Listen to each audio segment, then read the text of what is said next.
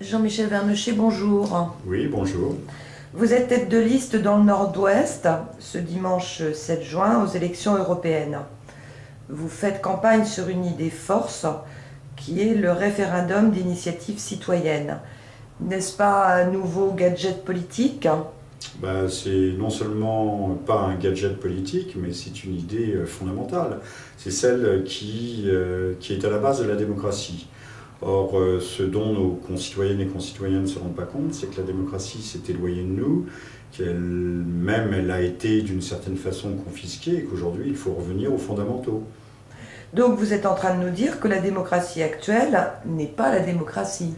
Écoutez, c'est tout sauf la démocratie. Nous votons pour des députés, des représentants qui, une fois qu'ils nous ont fait la danse du ventre pour obtenir nos suffrages, font à peu près ce qu'ils veulent.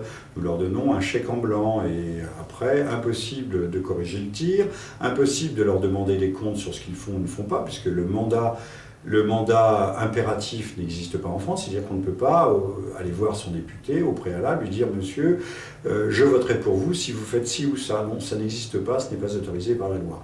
Donc ces gens, une fois après avoir obtenu nos suffrages en nous mentant comme des arracheurs de dents, eh bien, n'en feront qu'à leur tête. Eh bien, il faut changer tout cela. Alors, changer tout cela, donc plus de transparence.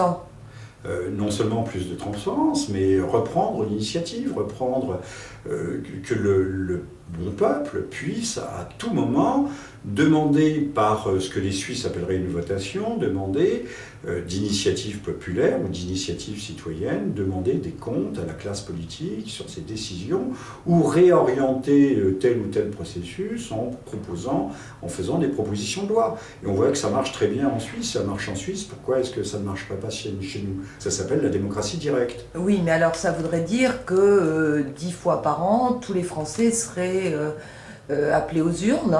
Non, d'abord parce qu'il existe aujourd'hui des moyens de vote électronique et qu'on peut généraliser. Le village global est un fait. On peut revenir à la votation comme elle avait lieu encore dans les années 50-60 sur la place du village suisse, où les hommes s'assemblaient en cercle et votaient à main levée. Aujourd'hui, l'électronique nous permet de voter à main levée, non seulement en France, mais à travers l'Europe.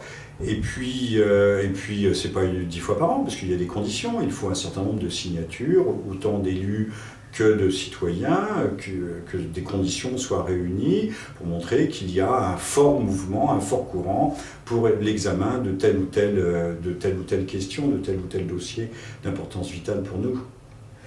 Très bien. Jean-Michel Vernochet, au revoir. Merci.